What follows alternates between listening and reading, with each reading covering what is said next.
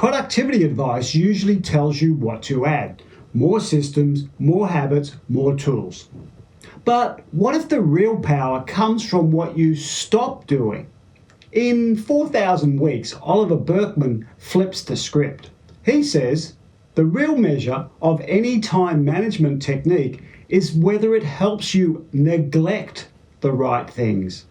That line stopped me in the tracks because we're constantly told to do more things, to keep up to date, to stay on top of things. But you and I both know there just isn't enough time. So let's talk about the power of choosing what not to do on purpose. Burkeman calls it strategic neglect. The idea that since you can't do everything, then the only way to do what really matters is to leave out the things that don't matter. This isn't laziness, and it's not procrastination. It's intentional, it's deliberate, it's purposeful, and it's freeing. Most people are trying to be more productive so they can fit everything in. But here's the truth, you'll never fit everything in. And that's not a flaw, that's reality. The question isn't, how can I do more? The question is, what can I afford to miss? Let me give you 3 real examples of things that I stopped deliberately doing and what changed when I did.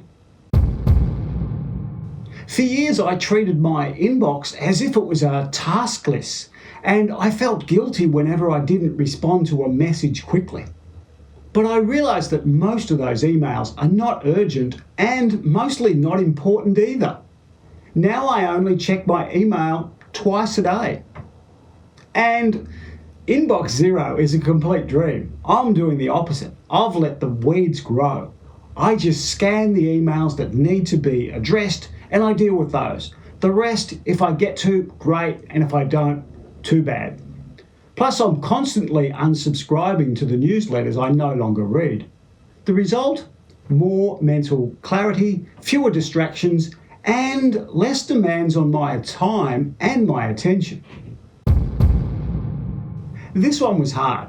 When someone asks you to help out, to partner, to support them, to collaborate, then it feels good to actually say yes. But there's also an opportunity cost. Every time you say yes to something, it means you're saying no to something else. I made the big decision to cut my client load down to a maximum of 3 people at any one time. To make this work, I cut my expenses and I increased my fees. But the big reason was that gives me more time to spend on my projects, writing my books, making these videos, painting my watercolours. This also gives me a lot more flexibility about when and where I work.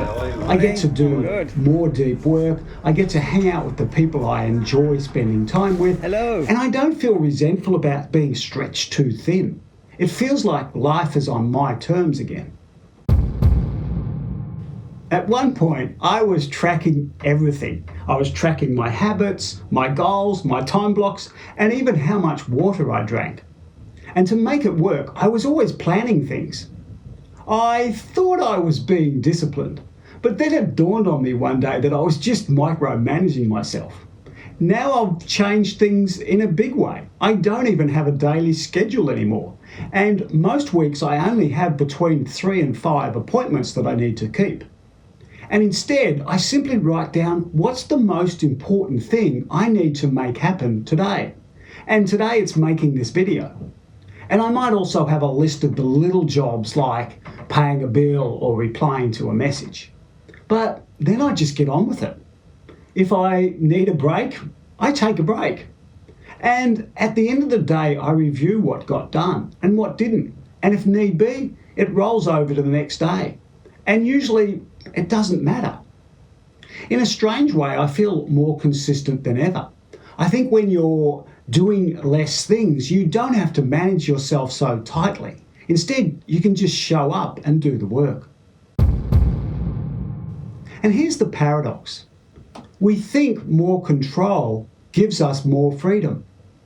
But real freedom often comes from limiting your choices. This is what Burkeman calls joyful limitation. It's not about restriction, it's about intention. You don't need to be everywhere. You don't need to say yes to everything, and you don't have to do everything. You simply need to do the right things and ignore the rest. It's like painting a picture. You can't paint with all the colours at the same time, and you're more likely to choose a palette, which means you're using these colours and not those ones. That's how you make great art. So here's the question I'm sitting with, and maybe you can too. What's one thing I could let go of this week? Not because it doesn't matter at all, but because it doesn't matter enough. That's strategic neglect. That's how you stop trying to do it all and start doing what matters, because you only get 4,000 weeks. Use them well. If this resonated, I've created a full series on 4,000 weeks. You can check out the previous video right here. It's all about why you'll never master time and why that's actually a good thing. And if you want more thoughtful content like this, then hit the subscribe button. Build a life that honours your limits and finds meaning within it.